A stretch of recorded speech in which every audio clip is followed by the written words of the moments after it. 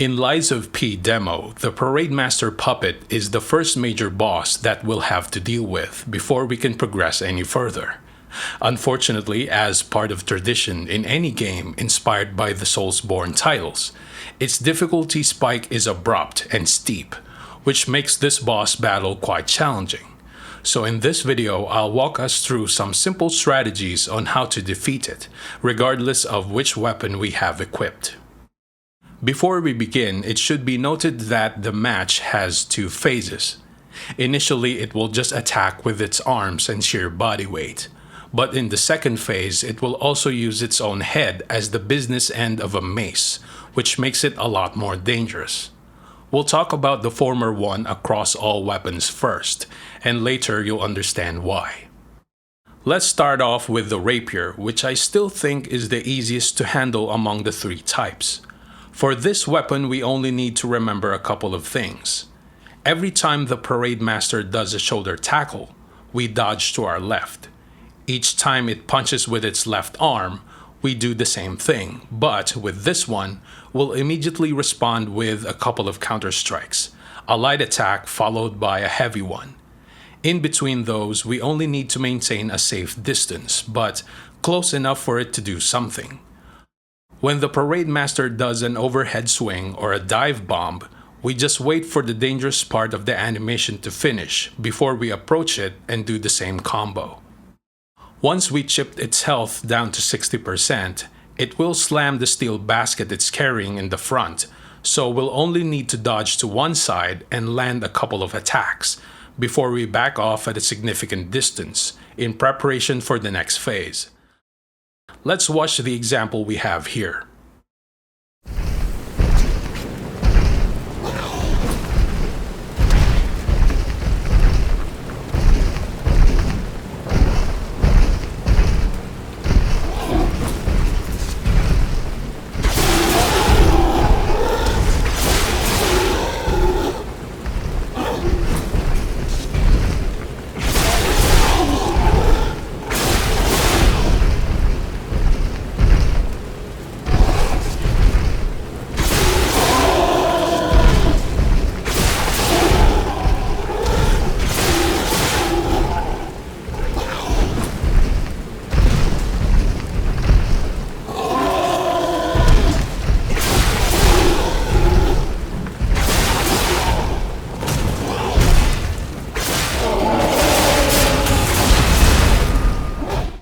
Moving on to the Saber, I mentioned in a previous video that this particular weapon has a very short range, and therefore will be forced to face the enemy up close, which means we'll have to block attacks instead of dodging.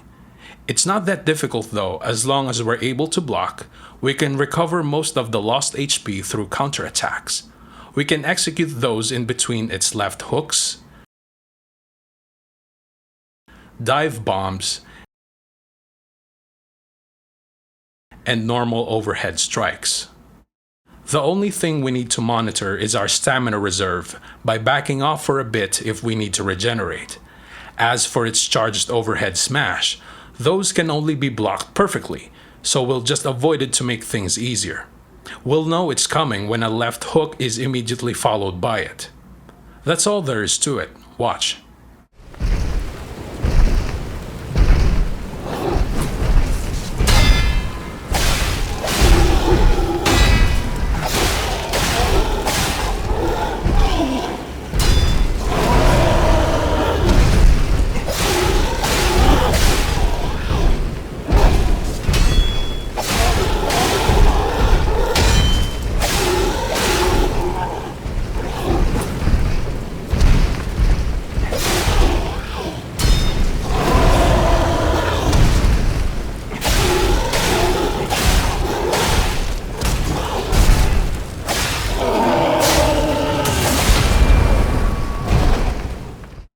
If you decided to go for the longsword, you'll be pleased to know that its strategy is pretty much the same as the Saber.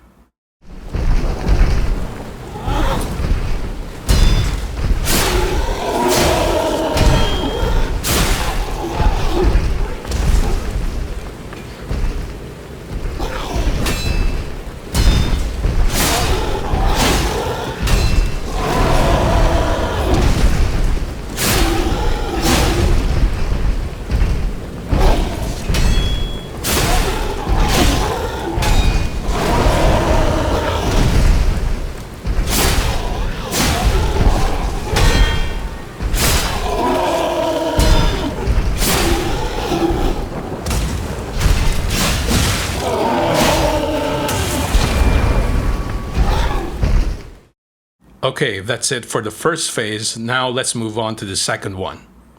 Regardless of which weapon we have equipped, this one tactic will work without any issues.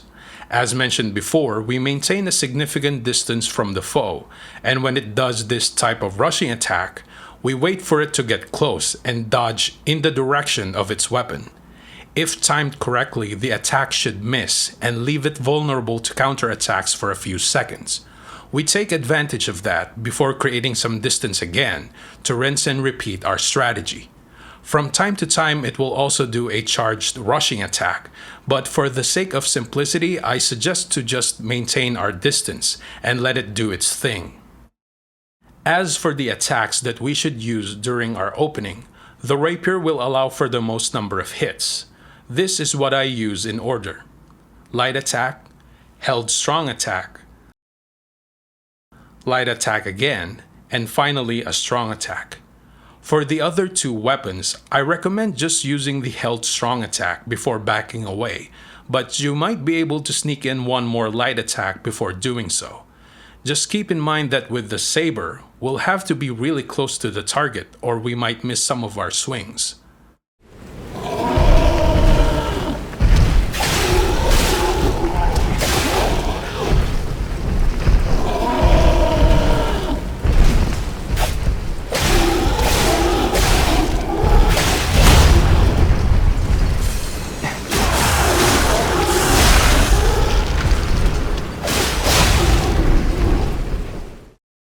So there we have it. Hopefully this guide will help you get through this challenging boss if needed.